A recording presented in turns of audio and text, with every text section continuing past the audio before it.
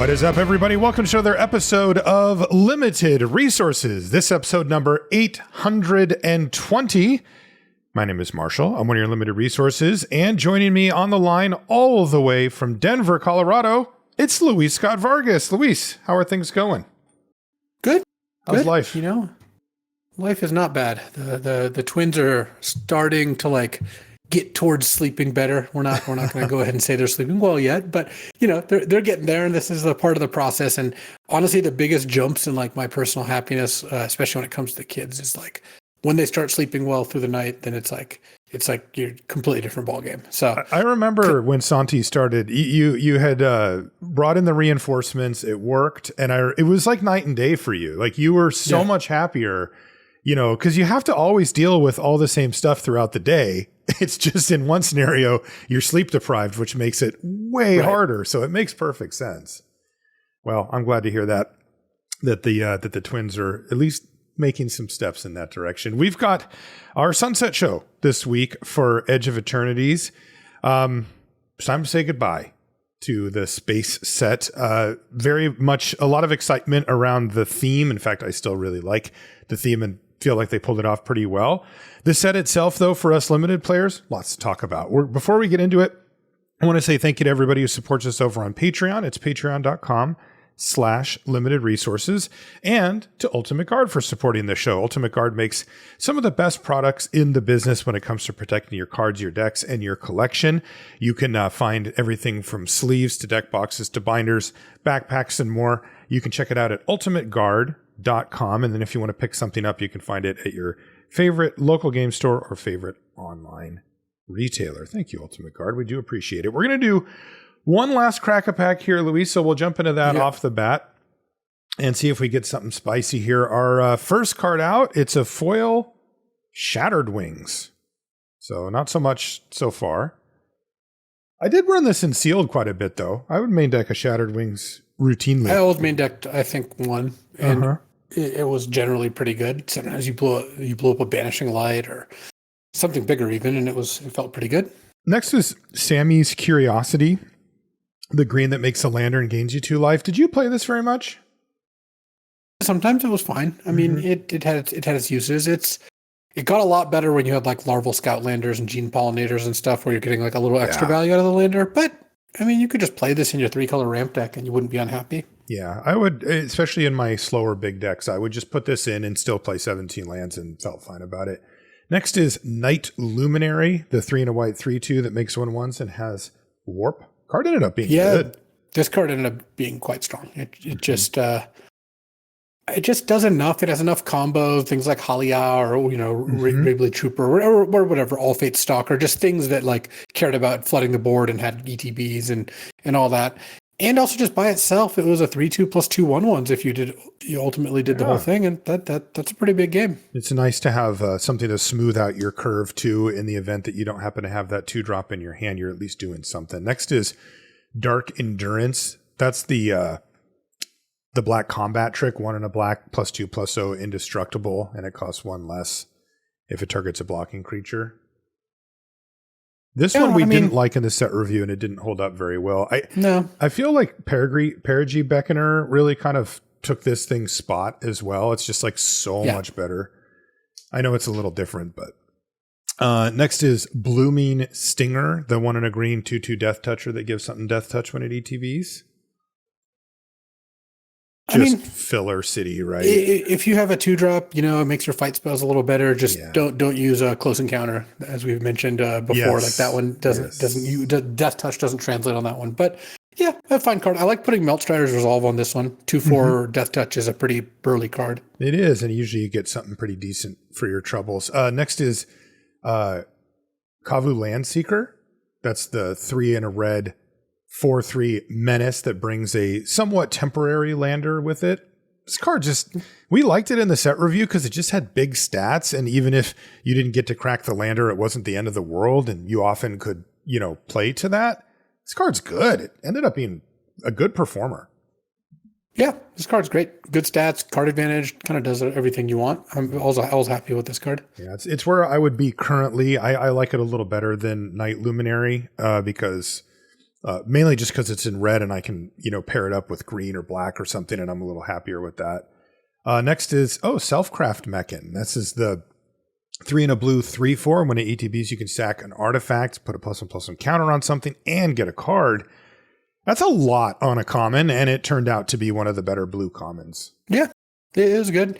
You could even sack itself, which I had to do in one game. Oh, that's a tough pill to swallow, but you do what you got to do. That's the I need to find a Wrath, this turn, or they're at 3 and you have Plasma Bolt in your deck, and you're just like, all right. But yes, if you're spending 4 mana to draw a card and make a +1/+1 counter, then you're probably not doing great. It's a tough one. Next, last common is Starfighter Pilot. That's the 1 and a white 2/2. When it becomes tapped, you surveil 1.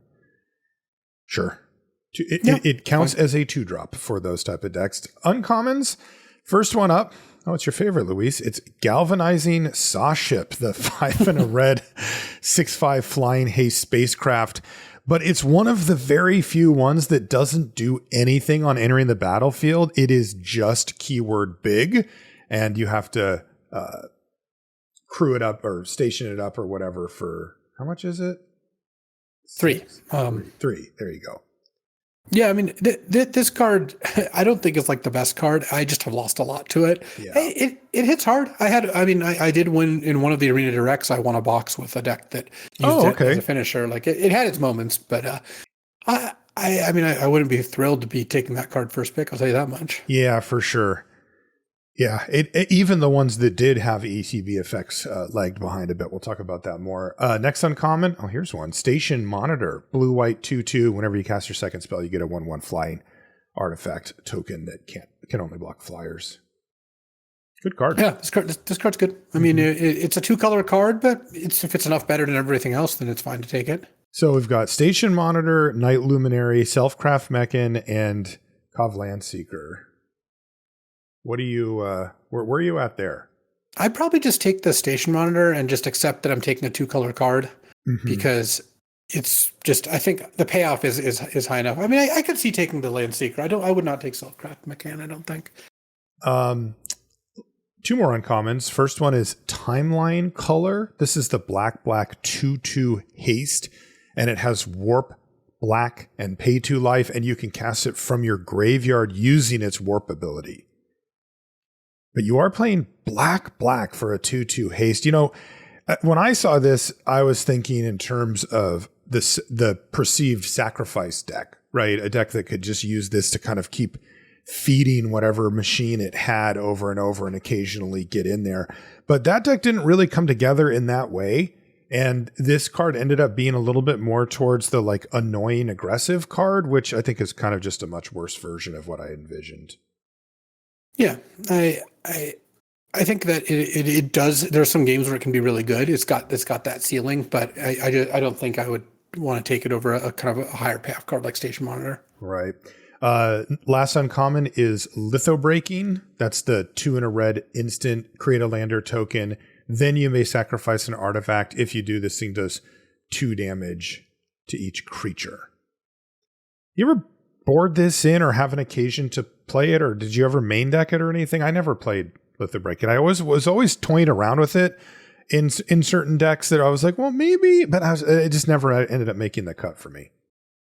Yeah, I tried playing this the first week in a couple different decks, and it just kept being bad. And then I stopped playing it and never really looked back. That's what I did too. There are matchups where it's good. The card again is a pretty wide range of what it can do. And certainly if you played a more best of 3 where you'd be sideboarding, there's definitely more times you'd have use for this. But the average deck just didn't have enough things that died to it. Like it'd be good against some of the white decks, but that's about it. Our rare kind of highlights a point that we'll be talking about a little later. It's weapons manufacturing. This is 1 in a red for an enchantment, and it says whenever a non-token artifact you control enters, you create a colorless artifact token named Munitions with, when this leaves the battlefield, it does 2 damage to any target. So this is pure Buildaround cool card. It's a really pure cool Buildaround. Card. Yeah. Pure Buildaround, very cool card. I'm actually really happy that I got to see this in action exactly one time. It was at the pre-release, and Two-Headed Giant. I actually wasn't playing, but Caroline and our friend Caroline from here and Maxwell, one of the guys who lives around here, were playing Two-Headed Giant, and I was helping them build their decks because in pre-releases you can just continuous construction. You can just get someone to help you build your deck or whatever. It's very casual.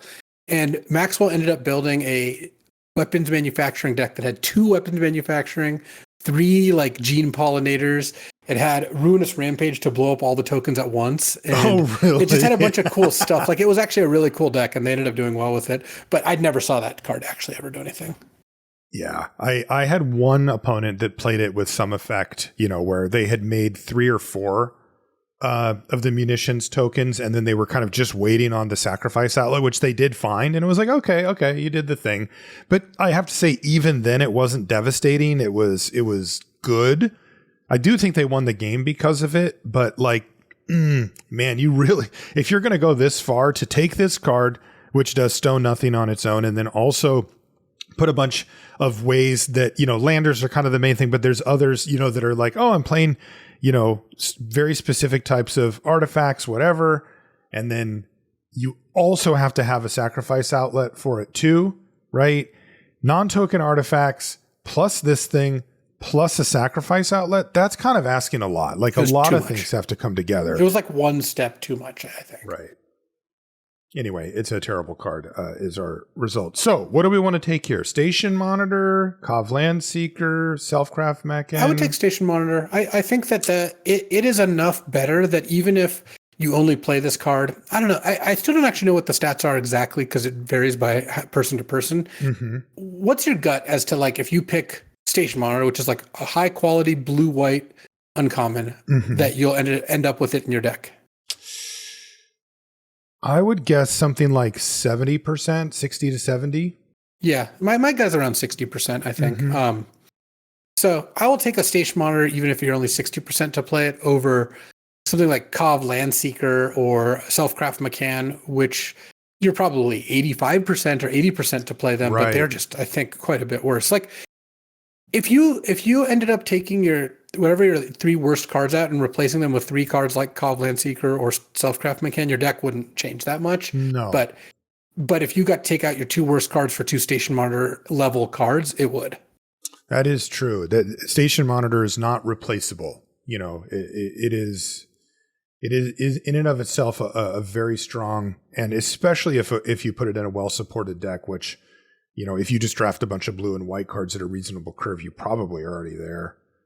Yeah, I think you convinced me. I mean, I really like Station Monitor, so it's not a big arm twist. I think I would have taken Kov Landseeker, though. Like, I'm a little, like, I really like that card for starters, and I like the decks that it goes into quite a bit. I also do like blue-white. Yeah, I think you got me. I would take the Station Monitor as well. Okay, so let's get into this. Interesting one for us to go through today. Edge of Eternities Sunset Show. If you could summarize this set in one sentence, what would it be? Forgettable drafting and gameplay, but in space. But it's in space is kind of the key argument here. Because, like, seriously, in 5 years, that's so good. It's like, what do you remember about Edge of Eternities? Oh, that was one of spaceships. Yep. That's gonna be it. Whereas, like, I think of some of the older sets, and I think of, oh, what are the fun archetypes I drafted in those sets, or what was that set about? This is just going to be another one of those sets where it's just like, yeah, that was a set that certainly did come out. Yeah, my sentence is, it checked the box, but I won't remember the cards from this set, in half a year. Like, I'll be, what one? Oh, I didn't even get that far. You just wrote check the box, but won't remember. You were done. Yeah. It kind of feels like how I approached this set in some ways. Another sentence. I will say, look, this is a really strong argument as to how fun Magic is. That this is, I think, the least fun I've had with a draft set in a couple of years. Just, I don't know, all a confluence of factors we've talked about. I don't really need to dredge it up. But I still was like, oh, this was a really fun set to play and draft. Magic is just awesome. Maybe it wasn't as good as the set immediately before it, and might not be as good as the set immediately after it. Who knows, though? Spider-Man is its own can of worms with the 4-player draft sort of deal. I don't even know if we're going to count it as an actual set. But my point mostly is that, like, it's kind of like what people say about pizza. It's like the worst pizza you've ever had is still pretty good. That's right. And there are a lot of things in life that can be described like that. And that context, I would say Magic drafting is one of them. For sure. That context is really important here. I mean, I literally drafted this set last night. Like I have not stopped drafting it. I enjoy it. I still would rather do that than watch random TV show, whatever. So that context is very, very important. We're talking about something, and that's why I put check the box, right? Like it still was a draft experience. It still did all the things that I hope for from a draft experience. But the truth is Wizards has set the bar very, very high over the last few years. We've been on a limited run that's more or less unprecedented. I mean, it has been an incredible draft experience. And when you come out with one that's a little flat, which I think this is, and that lacks some of the things that we find really important about replayability, redraftability, it's going to fall a little flat. Another sentence I could have put here was that the one with spacecrafts, or spaceships or whatever? Like, that's probably another thing that I'll say about this set in a little while. What about the best archetypes? Luis, I have to say, I looked this up. I had a vibe for this, but I wanted to know now. This set's been out for, a really long time. So we have really good numbers now about what the best performing archetypes were. And I have to tell you, there's two big points to take away. And I'll handle the first one and I'll give the second one to you. The first one is that this was unbelievably flat. Like, I don't think that you could do better than this. Repeatedly. The worst archetype in this set had a 53.1% win rate, and the absolute best had a 56.7%. And literally, let's see, 1, 2, 3, 4, 5 of them are at 55%. Like this, you are not going to get a smaller spread from top to bottom. Not even one archetype like truly fell off and it was just like, don't even touch it. And by the way, it was Golgari that happened to be the worst, and the best was Simic, interestingly sharing a color. So by so little. It's by so little. So you actually could just draft whatever the heck you wanted. And it felt that way. I never felt like, I never draft this color pair. It was like, there was preferences and stuff like that. But the interesting thing that I want you to talk about, Luis, is a point that you've made multiple times before about the flatness of sets. Yeah, and more specifically, just balance in general, which is that a lot of people think that balance is fun, where this standard format's very balanced, this draft format's very balanced.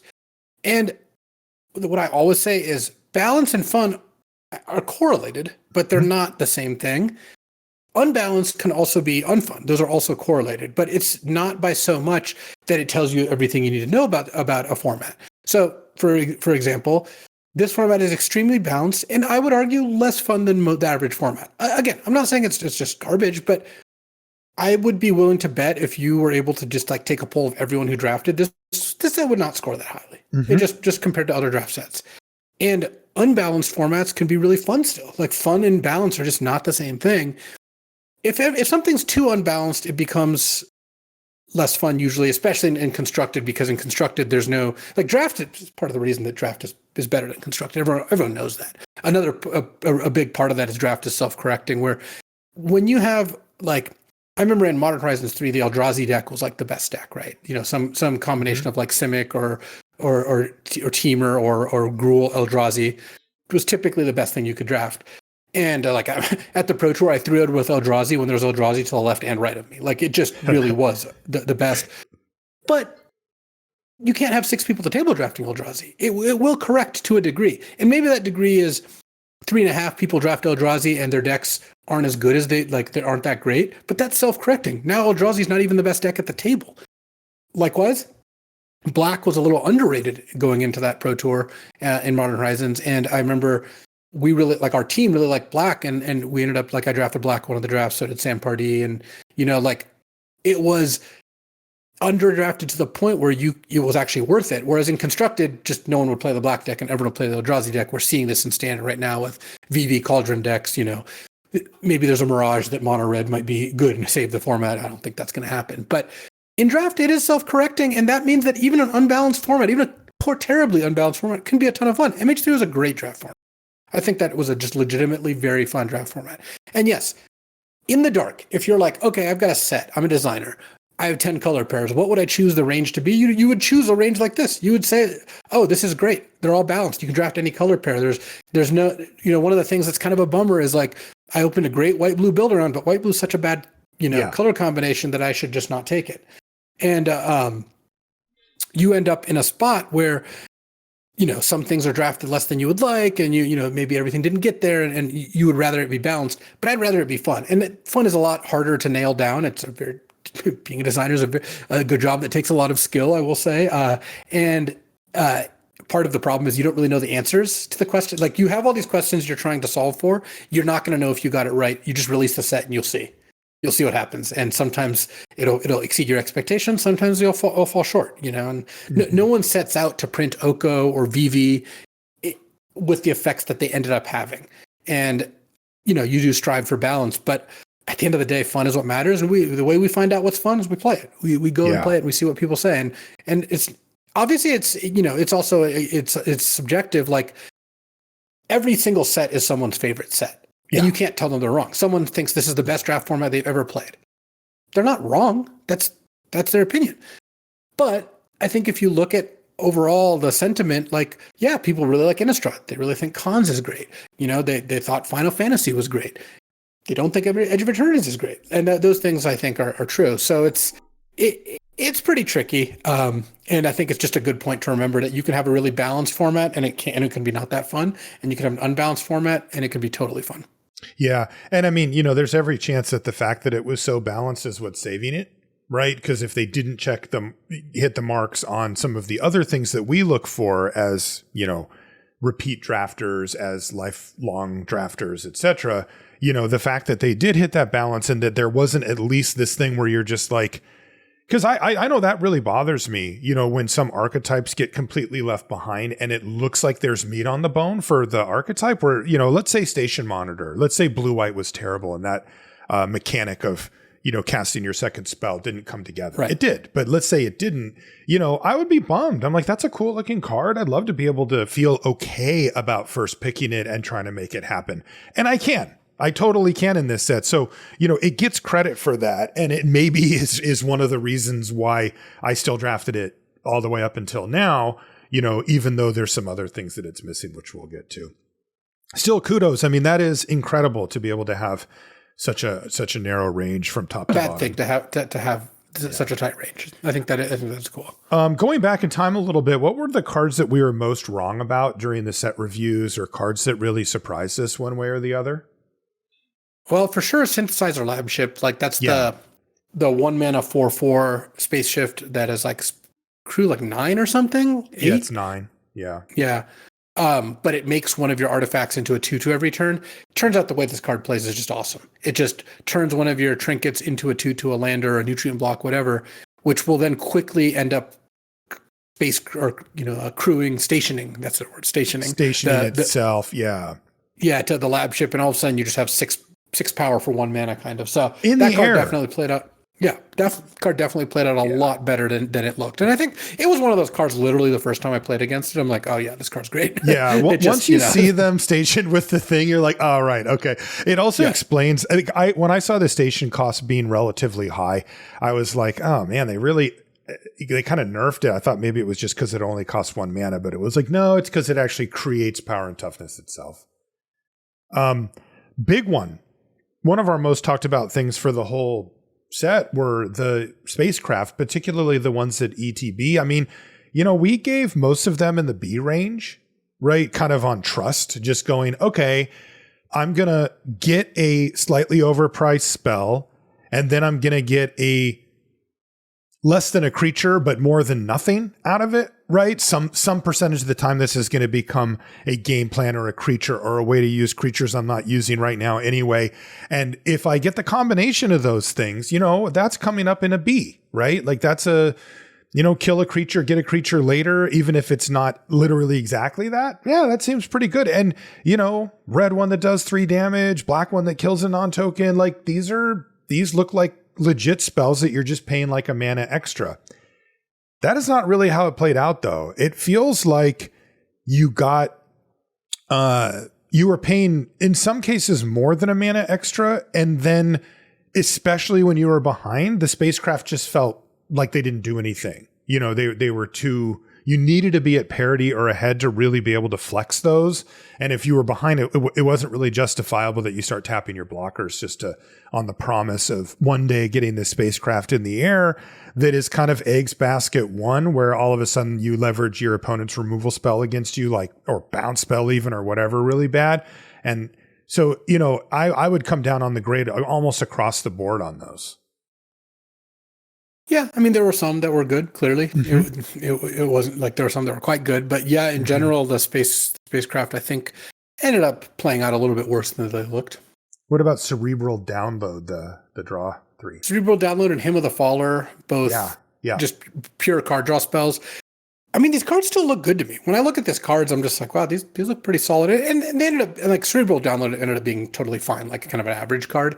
But it turns out just in this set, I think there's just so many ways to be up on cards that also kind of put you on the board, that just a straight up spend a mana for cards just wasn't actually that good of a deal. Worse than I would expected them to be. Yeah, this set had a feature that we've seen that it stands out when it's not there now in modern sets, which is I feel like I always have something to do with my mana. And in those sets, a lot of times pure card draw suffers a little bit. If it's cheap, you can still get away with it. But if it's just, you know, spend 5 mana to get up some cards. But Hymn is still cheap and still just doesn't do well. Like Hymn's just less reliable, right? Because if you don't void, it's not like you're just, you know, sifting or whatever. So yeah, I don't know. To me, it's like, you know, you really need it to always be a straight up plus on card spell, and you kind of need it to be cheap. And as we've seen in the past, if it affects the board, then that's kind of where you want to be. You know, Combat Tutorial comes to mind as a card that didn't look amazing, but like played really, really well. And I think that's more of the sweet spot if you're going to try to run just straight up card draw in most sets these days. There are some sets that like it that are down a little bit on stuff to do late, but this wasn't one of them. This set, particularly with Warp and some of the bigger, more expensive things to do, it did feel like you always had stuff to place your mana. What about Faller's Faithful? Did we just didn't read that correctly, right? Like we were just no, it's not that we didn't read it correctly. It's just we didn't realize that one of the most important application is killing your own stupid creature to draw 2 cards, like your own bad creature. Yeah. So that was we were just completely wrong because we just basically didn't interface with the way the card works, which the card is actually pretty good. It is. It destroy target virus beetle that you control, draw 2 cards. Draw 2 cards. Yeah, exactly. What could have just said that. You know what play I wanted to see happen and never did? What's that? Was someone Faller's Faithful their own creature and you non-lethal burn it in response. Oh. So then it gets blown up and they don't draw any cards. Oh, I like that. I just never saw that come. It's kind of hard because the instant speed burn spell is 4 damage. So no one's out there Faller's Faithfuling their 5 toughness creature generally. Right, right. Yeah.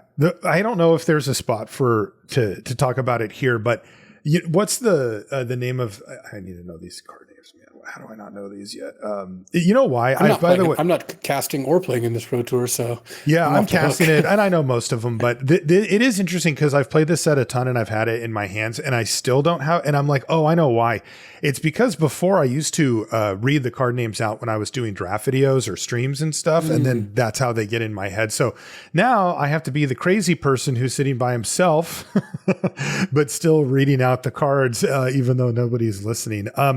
But what I'm thinking of is of course, now I can't find it. There it is. The Requiem Monolith. Yeah, that's another card that also had pretty uninspiring stats. And generally, I played with this card actually a lot. I think it's actually pretty good and sealed, but in draft, yeah, it's not that good. It's not that good. Did you ever have anybody do the thing where they draw a card off of it and then send in their 2/2 with 1 damage on it and you block with everything? Yeah. I've done it, and it's like the most shatter pause ever. They always just sit there and go, seriously? And then you see them highlight over the Requiem. And it's like, yeah, you're about to take 10. I did have one person do that and then tank for a while and then ultimately use a grav kill on their own creature. And I was like, oh, that worked out pretty well. What were the most underrated cards coming out of the set review? Certainly Gene Pollinator ended up doing a lot of heavy lifting. Card is pretty strong. Can you pronounce it properly? It's Gene Pollinator. Gene. Yeah.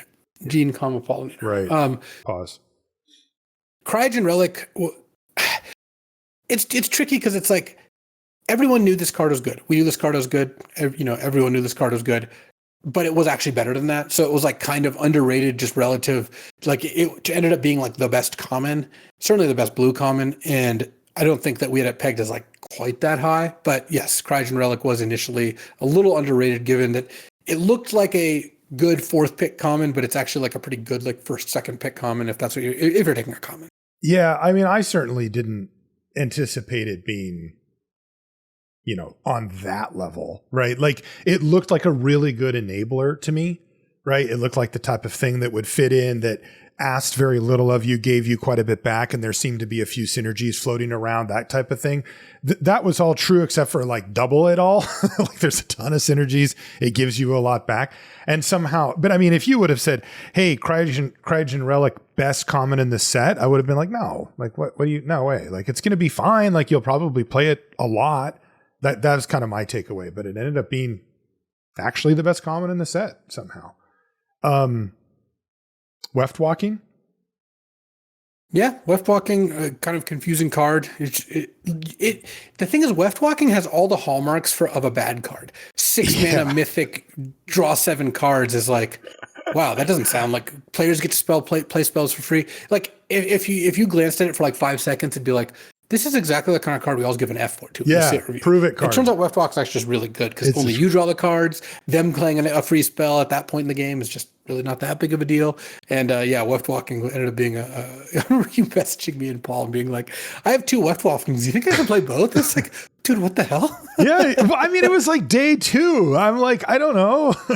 And by the way, I did play but you both. read the card by then.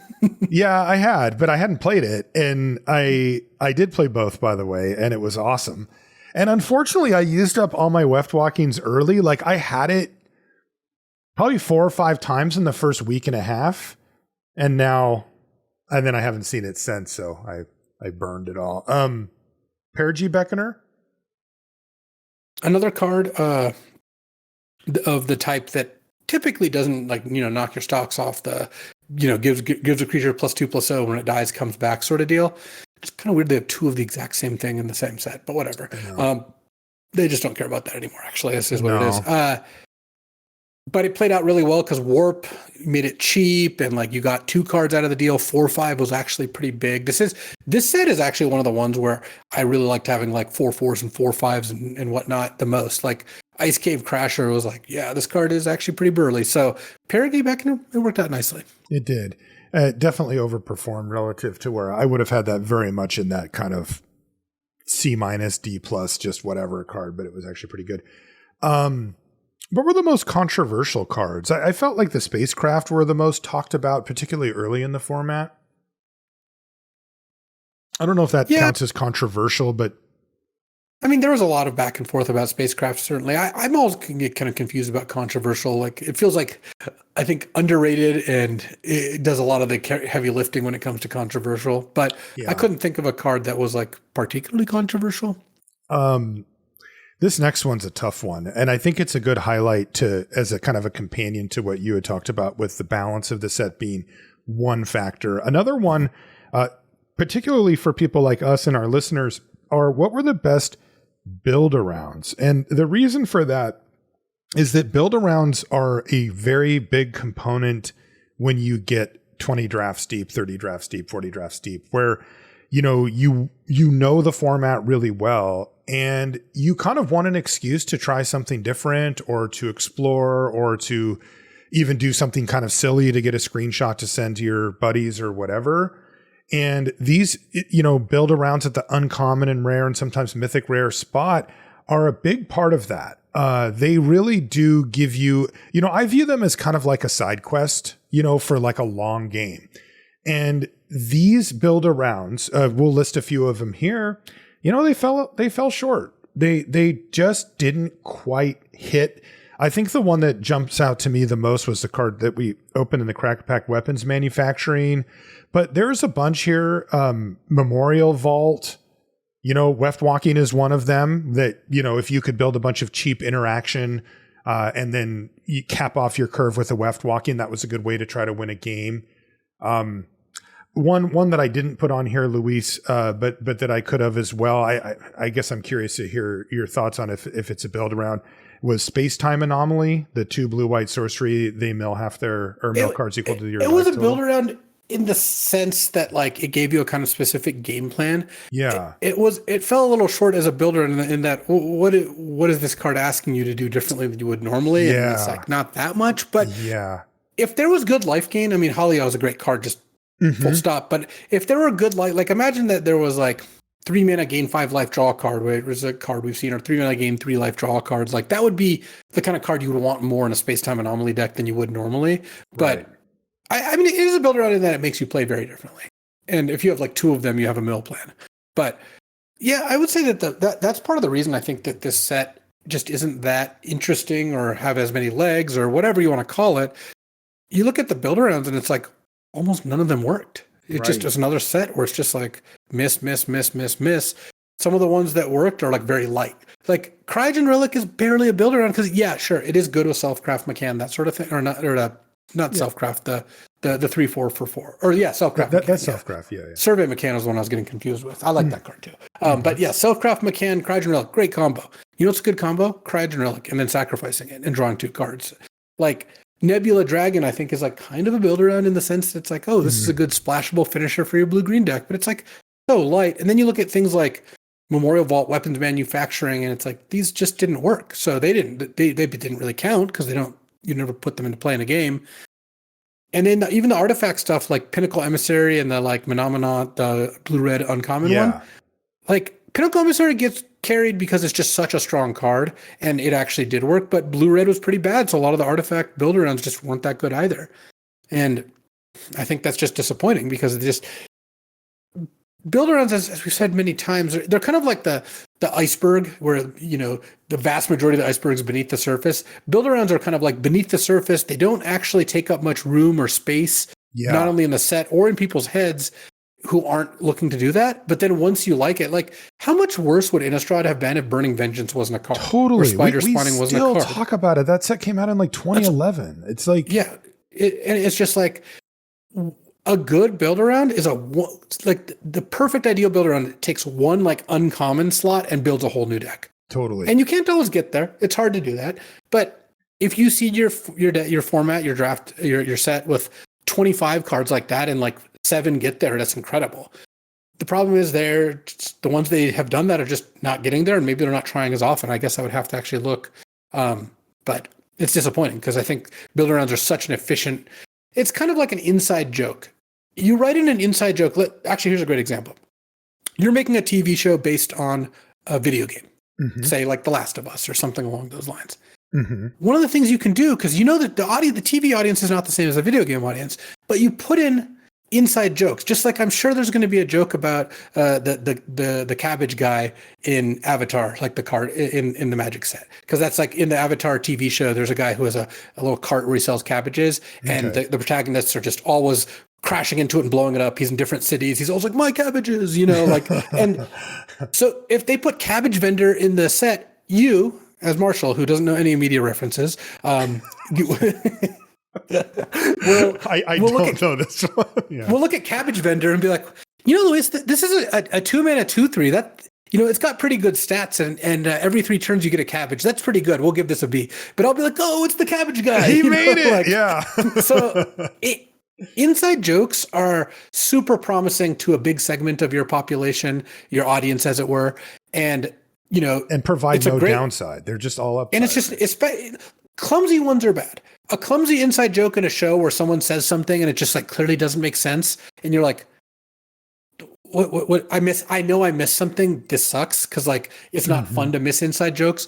But in The Last of Us, like if like you know they have like someone who like one of the kind of like background actors is like plays into a joke of the show or of the game, and you look at that and you're like, oh, okay, that's cool, and then you don't really think about it if you're not clued in. That's perfect. It just added extra value. Build-arounds are like that. They add extra value for those of us looking for them, and they don't really hurt the experience of the person who's drafted 4 times total.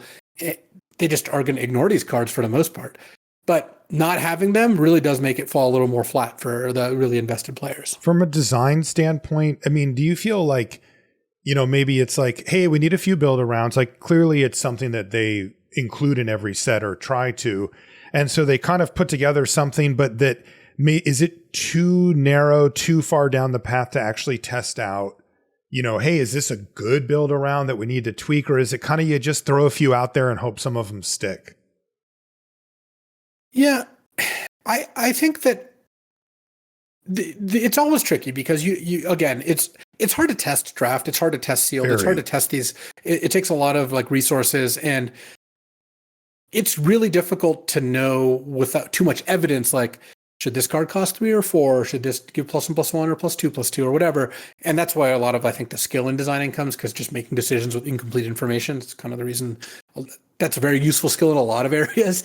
And sometimes you like really push a card. Like I would be surprised if they didn't think that something like Pinnacle Emissary was like a pretty push card, or Station Monitor. And those are good. Those are good places to put that power.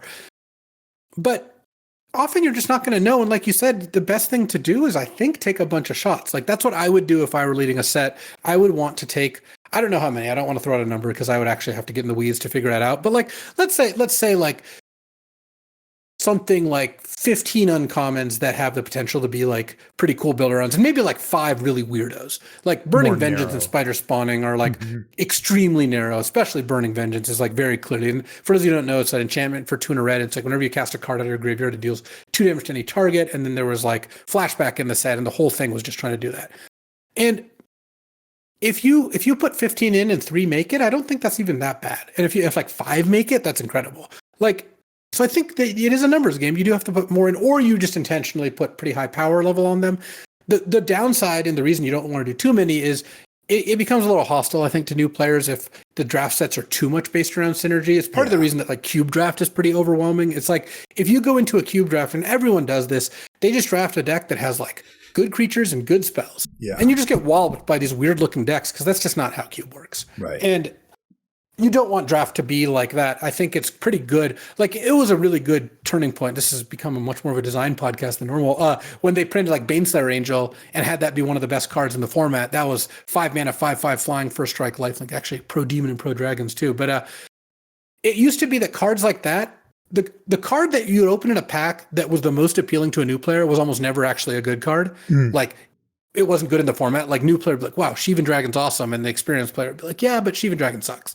Baneslayer was the first time they actually just had the brilliant idea of like, what if we put the card that Timmy likes and the card that Spike liked just in the same card? And it turns out that's awesome. Baneslayer, I think, was one of the cards in Magic history that made them the most money by how much it was an appealing play pattern to all stripes of players. So I think that having those cards be good is great. And I don't think we're at any danger of having the like Quantum Riddlers and cards that just look good and are good be the best cards.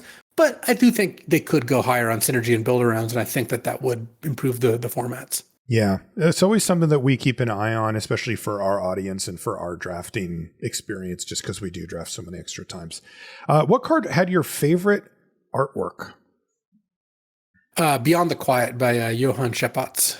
Which one is Beyond the Quiet? That's the White Wrath. And it's very evocative with the name and like the ships and stuff. Very cool. I mean, one of the things, the like vibes I like the most from sets like this or shows like Expanse and stuff like that, like space stuff, is the idea of like you're this like remote, isolated space outpost, and like you have this vast void crushing you. And I think that Beyond the Quiet evokes that really nicely. Yeah, that's an awesome one. The one I picked, really funny. It's Harmonious Grove Strider, which is, like a dinosaur. That one's cool. I love dinosaurs. I love space. So like when I was a kid, those were probably my 2 favorite things, that and like, I don't know, Transformers or something. But this giving me a dinosaur in space is really cool. But the crazy part about it, and Luis, old school art veteran that you are, you'll know right away, this art is actually by Ron Spencer.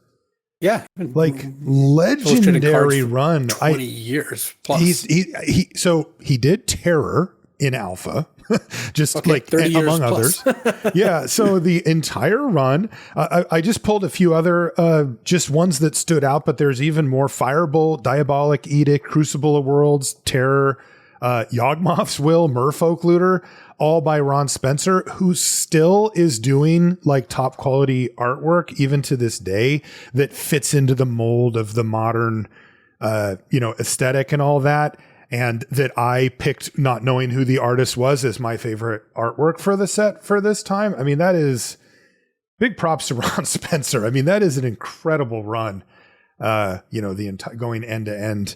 And boy, some bangers in there too, right? Imagine getting some of those cards. I have this really beat Japanese Yawgmoth's Will that I've cast so many times. Oh, bet. I've just cast it so many. It's sadly not really good anymore, but I'm never getting rid of it. So yeah. Which card still looks good when you read it, but it just doesn't really see that much play? For me, the number one is definitely Steel Swarm Operator. That's the 2-mana 1/1 flyer. I thought, when I came into the format, I'm like, oh, look at these artifact decks, look at these artifact payoffs. And it just turns out like you just shouldn't be doing that stuff. Like the blue-red decks I had that did better were just like all good cards with a couple Cryogen Relics. They weren't really trying to Steel Swarm Operate, which is a shame because it's a pretty cool looking card. Yeah, there's a few. Sammy Ship's Engineer, the red-white 2/4 that gives you a 2/2 when you have 2 tap creatures. That mechanic didn't really come together, but every time I see it in a pack, I'm just like, that should be able to be a thing, but it's not. Another one is Atmospheric Greenhouse, the 4 and a green spacecraft that gives +1/+1 counters on all your stuff. I kind of envisioned that coming down and being like a little mini overrun, and if not, then it would pump up your team enough to get it into the air a lot easier, and it just is proven way too clunky, even with a deck that cares about +1/+1 counters to a point.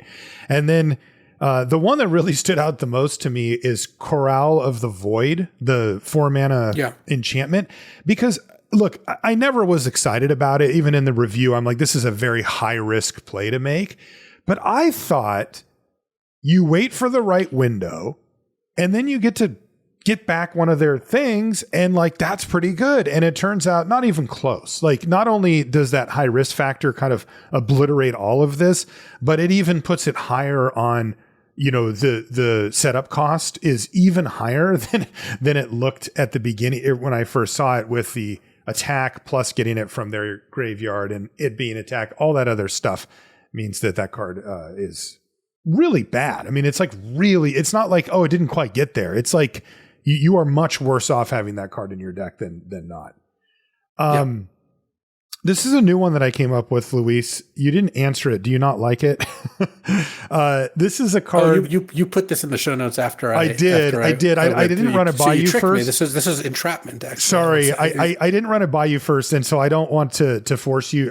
Normally we would chat, but I had thought about it last night, and I put it in today, which is, and we can rephrase it if you think. But there's always a card. There's often a card in a set that when it comes up, kind of, even if I'm halfway through pack 2 and I kind of thought I already had my colors or whatever, that I just kind of refuse to pass. It's like I probably should just take the solid card in my colors, but when it opens up, I'm like, oh, there's that one. And the one for me was Mouth of the Storm, the 7-drop for single blue. Because it's splashable, right? It's like, oh, I'll get it in there. I'll, lander here or there. Most colors have one of those. And I just would always take stupid Mouth of the Swarm, even though I could definitely and probably should have taken something a little less powerful, but on color. Do you have a card like that in the set? It's definitely Biomechan Engineer, the blue-green 2/2 that makes a lander. Totally. Every time I would be like red-blue, and I'd see this in like middle of pack 2 and be like, but I could be Teamer because this helps splash. So it's like, it was always like, yeah, but this card helps splash. So I could take this. I could be it's fine. It'll be good. And then I'll start spending 8 mana on this. This is a great question for Cube. And I think for Cube, I have a couple of cards like this. Mishra's Bauble, Mox Opal. I just don't pass those cards. And these are Spell Pierce. term. I always take Spell Pierce. It's just like, if it's in the pack, I always take it. It's so funny. Was this a Prince or a Pauper set? We had a term for in the middle. I don't remember what it was. Oh, yeah. What was it? It was like a lieutenant set or something. Squire or something. I can't remember. Yeah. But it was that. It was not Prince, but also not Pauper, because I think the uncommons were pretty solid. Yeah. But it was closer to Pauper than Prince, I would say. It was. There are some really good rares, but this set less than some of the other ones we've seen where I felt like I could have a deck of mostly commons and it'd be fine. Yeah, the other thing I look for when I'm trying to decide this is, does the removal keep up with the bombs, right? Like the truly print sets were ones that had a lot of like difficult to deal with types of permanents, like an enchantment that wins you the game is always a red flag for it being perhaps princely. And this one, the removal definitely could. What's the it's a bad card, but I love it anyway award winner for you? Phenomena. But the blue one, the mono blue one, the right hand, the three blue flyer. I just like Urza a lot, and this has like pretty strong Urza vibes. Oh yeah, and I like Future Sight. It does that too, and it just doesn't actually work out that well. But it is a pretty cool card. Yeah, I don't know if I don't know. I actually don't know if this card if we would describe it as a bad card. But Tezzeret, Cruel Captain. You know, it doesn't do that much, but it's I don't know still. If we would, but 17 lands would describe it as a bad card. Okay, yeah. I feel like it's a bad card, but I also, have I don't know, I think it's just being trained on years of Planeswalkers, even the ones that didn't look very good, overperforming in limited. People freak out and start attacking them and all this stuff. And that's a little bit of a hard habit for me to break. I'm always trying to justify, well, what if I got just enough artifact? If I get that one drop, I can go, that kind of thing. But that card I never played it and thought, oh, game, it's always just like, all right, maybe I'll get a one drop out of it, or I'll get to do a few little activations of it, but not quite good enough. What's the I literally never win with it, but it always seems to beat me card for you? Kavaron Turbo Drone, the 2/3 that gives ++1 in haste. And I just don't play that card. You're not a believer. They're always playing this and giving like some sick 5-drop haste and just pummeling me. Yeah, I played it a fair bit. It's decent. The one that I don't think I ever actually got to resolve this myself was Devastating Onslaught, which turns out is just a straight up good card, but also the name of it is very apt. Like you go from feeling like the game's all right to never mind, like depending on what they use it on. It is a devastating play indeed. What was my opponent played this, so now I must win or quit Magic forever. Your answer is actually better than mine, but my answer was Entropic Battle Cruiser. That's the spaceship that makes you discard and punishes you when you discard. Mm-hmm. I did Dominion Bracelet. I did lose to this card once. Yeah, Dominion Bracelet's a great answer. That's the Mindslaver equipment. I played against the Entropic Battle Cruiser probably 5 times, and I beat it 4 of those 5 times. I did lose to it once, and it was bad. Wow, but you somehow hung on and are still playing Magic. Yeah, I decided your career is intact. Okay. Yeah, what was the other... what was the one that you have to station up to 10, and then when you attack, it does like 20 to something? The Dawnsire?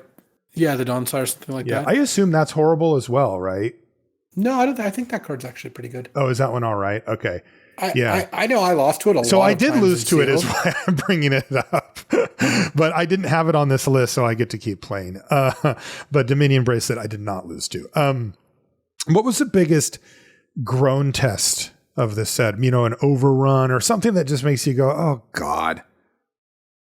Maw. I would say for me, it was Glacier Godmaw. Definitely. But I mean, that card was just ridiculous. But the bonus points is Quantum Riddler, because it's not only the best card in the set, but also they would warp it on like turn 2, and you're just like, oh, I'm going to lose to that card. Yeah, I'm dead. I am going to lose to that card. That's a perfect one, because it's not just that it's powerful, it's that it's coming as well. Like, what was that? Remember that dinosaur? Like, it was like 1 and a black, and you marked something for death, and then you would play it later. I was completely wrong, by the way. Dawnsire, I was just looking that up. Dawnsire has really terrible stats. I thought it was good just because I played against it in Sealed and lost to it a bunch of times, but maybe in Draft it just was not good. So you're right. The 10's probably too high, but I lost to it and somehow managed to keep my career going. So we live to fight another day. What was the most frustrating, quote, bad card to lose to, or a card that you most won't miss playing against or just annoyed you? The reason that you were joking about Galvanizing Saw Ship is that that's where I had this card, just because like I just feel like I've lost this card more than I kind of should in terms of how good I think the card is. But it just a lot of games like, okay, it looks like I've stabilized, and then this would come out and be like, nope. No, you're getting smashed in the head. Yeah, I think it maybe only happened once, but this is confessional. Terminal velocity.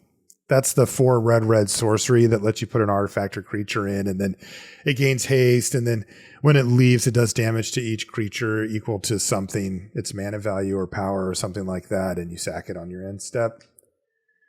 That thing got me once. Can you imagine losing to terminal velocity? Play against it once, but they didn't win. I did try that card in Cube. It also was not good enough. It's kind of like a Through the Breach, but yeah. Sorcery and 6 mana. It's too tough. Too much.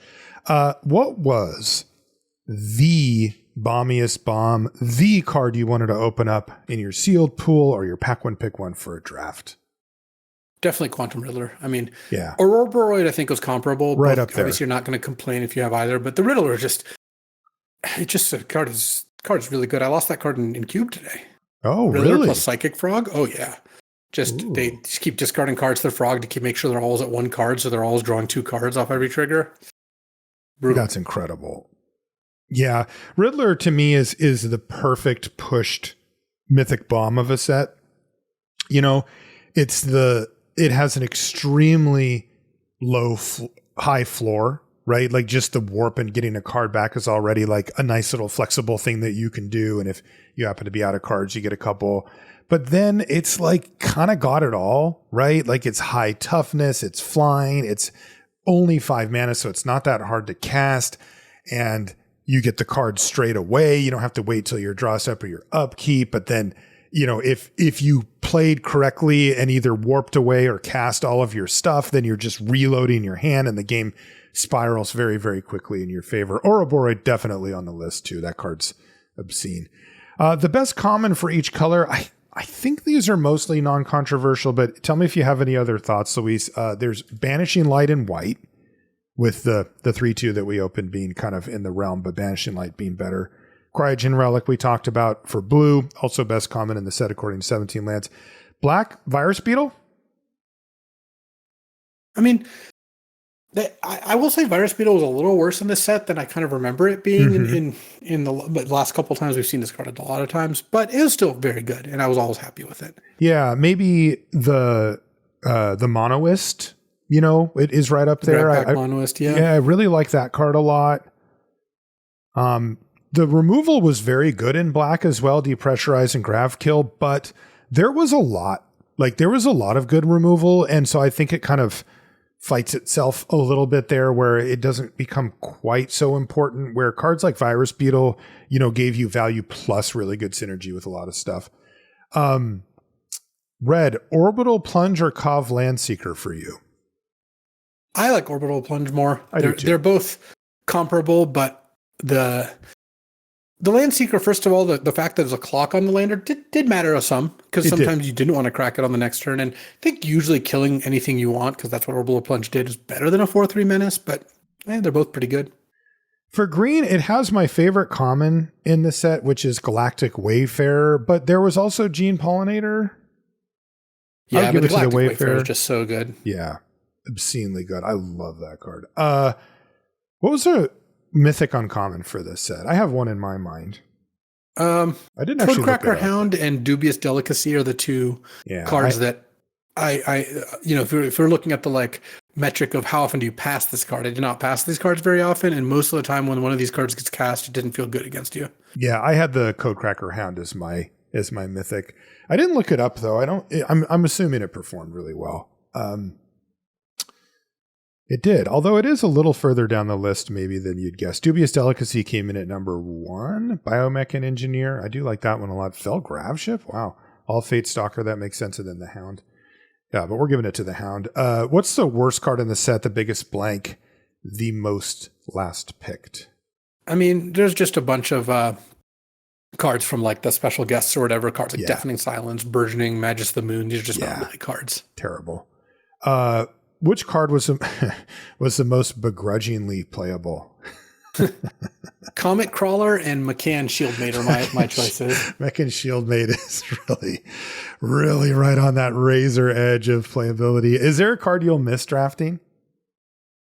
I actually find the Crygen Relic was a pretty fun card, and then Survey McCann. I haven't talked about that because we haven't talked about the mechanics, but the mechanics. Survey McCann, the 4-mana 1/3, the Starship Enterprise that sacks to draw 3, deal 3, and gain 3. Based on, it gets cheaper for how many different named lands you have. Like that I like that mechanic. I thought that was pretty fun. It wasn't supported quite enough. It's not like it actually had no support. It had a good amount, but not enough to really go for it on a more reliable basis. I felt like if you could get 2 Survey McCanns, then like you were kind of cooking. But often if you got like 1 and like a Fungal Colossus or whatever it was called, then that's not enough to go out of your way. So I would have liked to see a little more there. I had the cards that I opened and that got me excited were actually very different in what they say on them, but very similar in the way that they play out, which was Weft Walking and Thrumming Hive Pool. That's the 6 mana that makes you the 2 double strike slivers every turn. Yeah. And, they're both 6 mana and they both kind of say make the game go long and you're probably going to be in pretty good shape. Like if you can keep the board stable, keep your life total high, that type of thing. The longer the game goes, the more likely you are to win with these type of cards, generally speaking. And that's why I like them. I kind of like taking those cards, especially if I can get them early. I mean, they're also powerful. Like I did pick 2 pretty dang good cards as it turns out, but this is the type of card that I really enjoy.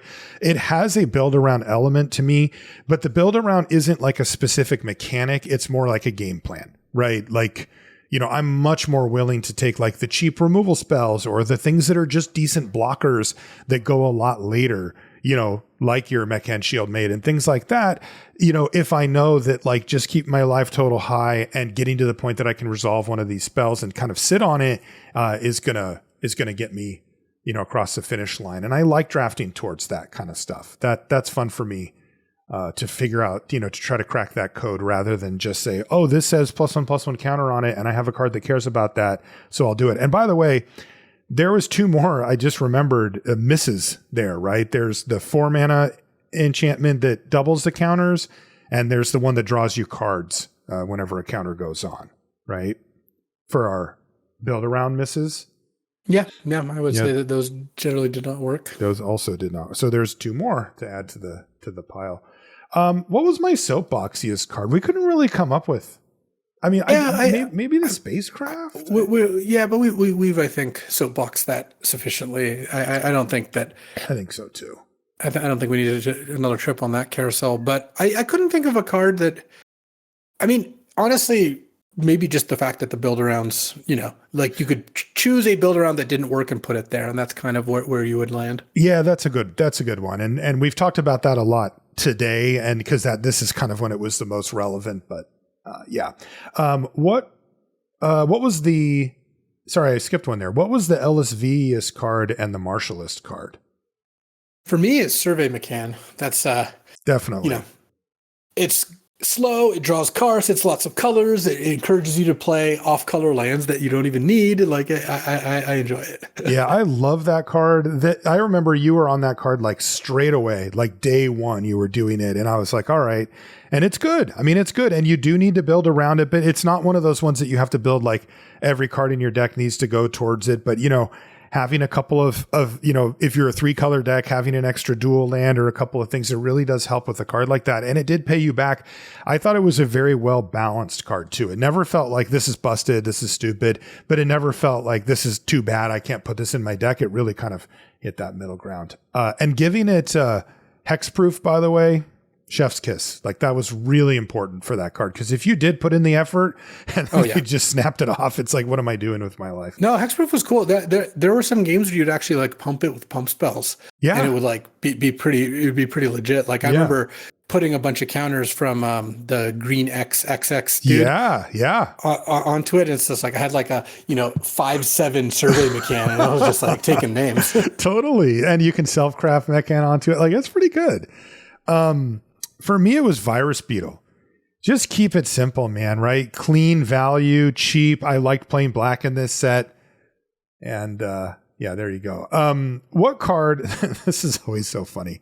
What card do you still have to read when it's cast against you? man, both of our answers were great here. So Sothera, the Super Void, was my answer. Yeah. I mean, just like, even though I kind of generally know what the card does, it's like, okay, what's the timing on when it blows up? What happens? And then you put Ragos, the deft gastronaut, the red-white dude who turns all your artifacts into food and like eats food and untaps himself if you gain life and all this other weirdo stuff. Yeah, totally bizarre card. Okay, big questions here. From a design and development aspect, how did the set fare? How were the mechanics? What were some of the wins and the losses?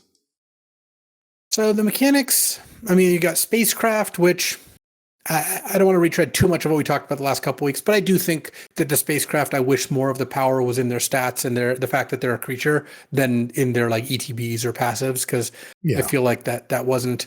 I would that say wasn't a ratio which is the most fun. Yeah, like that's just not that fun.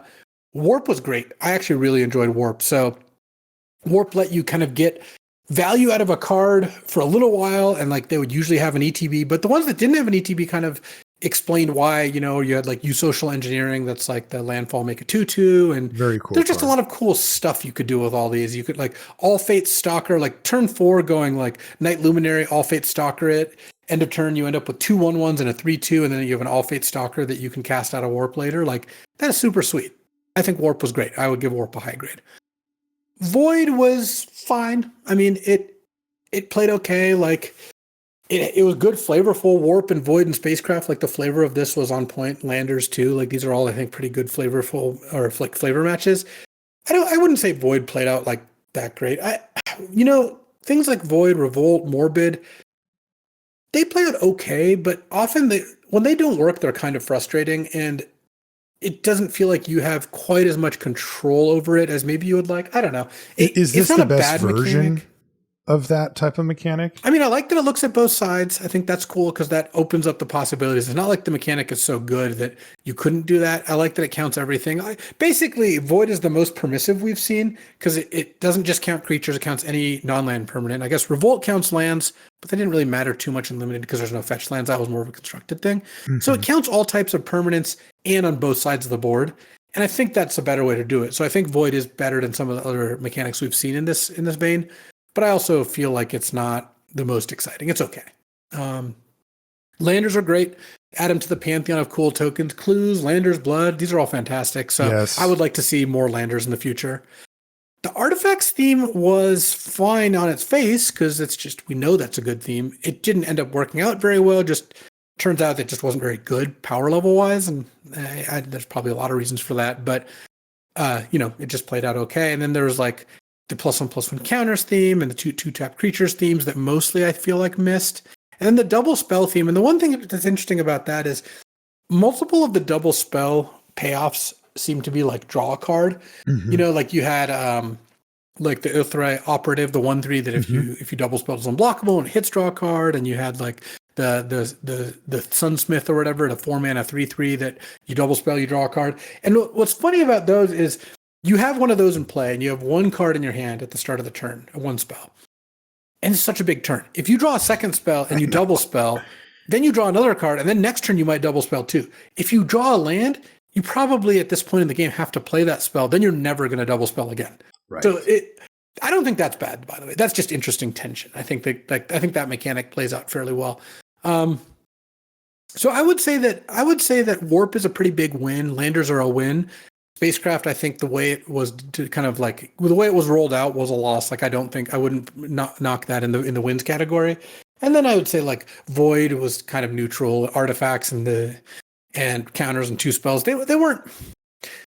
They were more on the loss side than the win side in terms of like they just didn't really come through in the set that well. But these are also mechanics I know are fine. I know Artifact theme is fine. I know the +1/+1 counter theme is a little harder to pull off, but still can be fine too. Yeah, and these are more known, things, right? Like cares about a card type, cares about counters. Big question. What did the format teach you? How did it make you better at Limited? What are the takeaways from Edge of Eternities?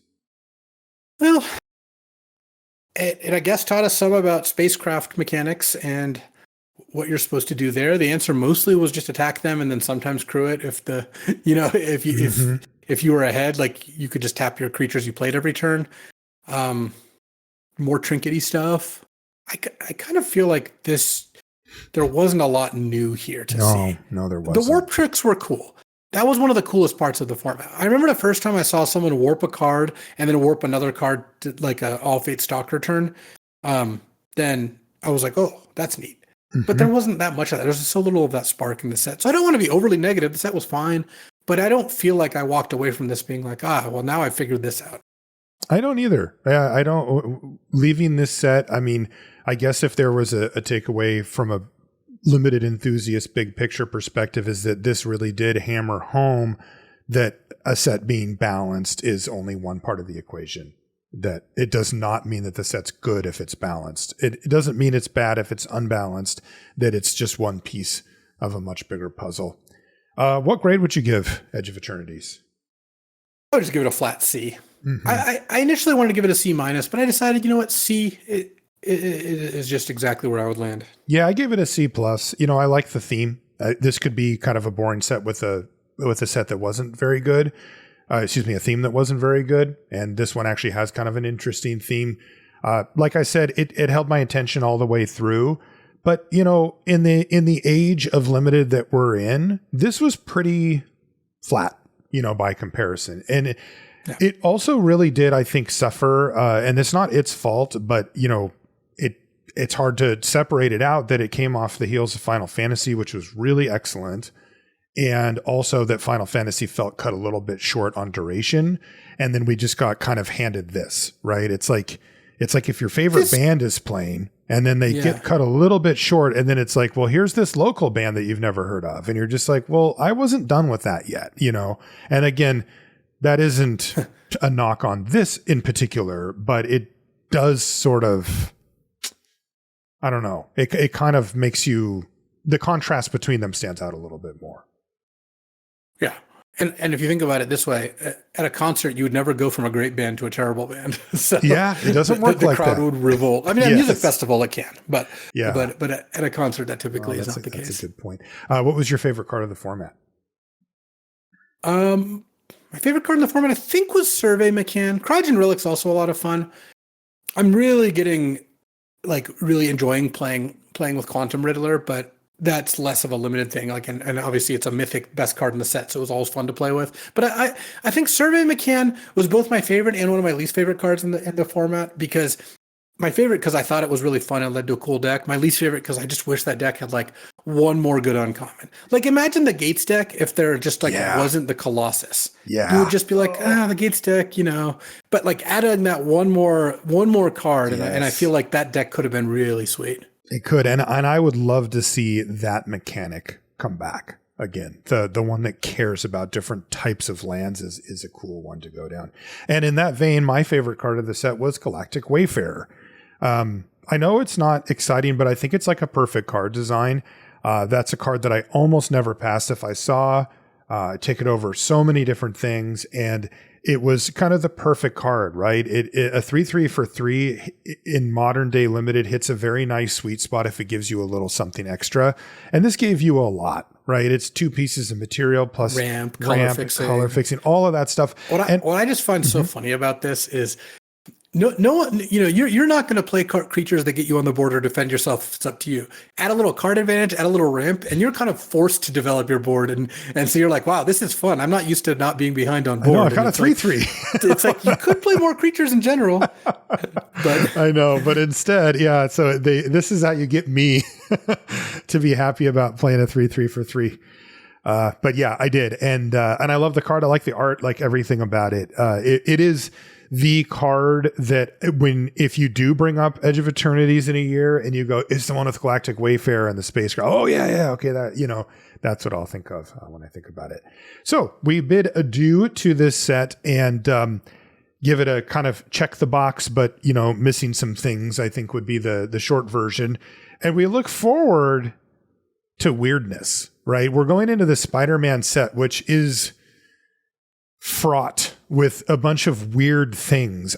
None of them I really particularly care about, like the size of the set and the weirdness with the with digital versus whatever. It's like it's annoying and I kind of shake my head at it. But what we talked about before, where when I was talking about the the type of sets that are going into the different IPs, universes beyond or whatever, is what, give me what I truly care about is the play experience. That's the most important thing to me. And I'm undecided on that because it's a weird draft format with cards that are different names than in paper. That's some pretty big hurdles to start off with, but I don't know. I mean, in a week or a couple of weeks, you could be like, hey dude, this is awesome. Like, I'm having a really fun time with this. It's interesting, or it's a break, or it goes faster, or I like it. Or I could say, yeah, they just missed, because this set does feel strange, right? Only 180 cards, and then the IP stuff, and then the draft format being weird. This is a lot for us to kind of go, okay, this is going to take a lot to be good, because it feels compromisey or afterthought, or I don't know. It doesn't feel like fully fleshed out at this point, but we'll see. Maybe it'll end up be cool. I think next week we're good to go on the set review, right, Luis? Yeah. So we're going to go into the wonderful world of Spider-Man next week, and that's what we're going to do. That is going to do it for this episode of the show. If you want to find us on social media, Marshall_LR and Luis is LSV, pretty much everywhere. If you want to find everything related to the show, you can go to lrcast.com, and on the front page, we have a bunch of links, and then every episode of the show on there as well, including links to Luis's YouTube channel, which we talked about, doing draft videos every single day over there, mostly cube draft, but he'll mix in some other stuff as well. So if you want to get caught up on the comings and goings of the vintage cube as it sits right now, it's ever evolving, and you can ride along with Luis on there. You can find a link to that on the front page of that, or just look for LSV on YouTube. We also want to thank our sponsor, Ultimate Guard, as well as our supporters over at Patreon. That's going to do it for this episode. We'll see you next week. So this morning I come downstairs and my sink, the sink in my kitchen, isn't draining because we have like these little metal cups that the kids use. And apparently the cup is like almost exactly the size of the drain. Oh no. So it was just wedged in there. And I like tried to get it, like I put my hand in and I was like trying to take it out, and it just like doesn't work. And I'm just like, okay, because I really don't want to like call a plumber about this. This sounds so stupid. So I'm like, maybe if I can like loop a string around it, because it has like a little lip, I could just pull it directly vertically out. Yeah. But it was like, oh, it's going to be really hard to get a string in there. And then I solved it, Marshall. I figured it out. Oh, I got to hear this. I got a pair of pliers. Uh-huh. I was able to wedge the pliers to grab the lip and push forward enough. And I just kept doing that until I just basically deformed the cup, and the cup got smaller and I could just pull it right out. Sacrificial cup. But did it survive? No, the cup's beyond dead. We have a lot of those though, so I wasn't too worried. So, but that was just like, I felt if not accomplished, at least a little bit of ingenuity there. That's good. And by that I mean brute force. But yeah, you got to watch it, man. Getting a cup stuck in the disposal is not fun. Yeah, at least you didn't turn it on. Yes, definitely.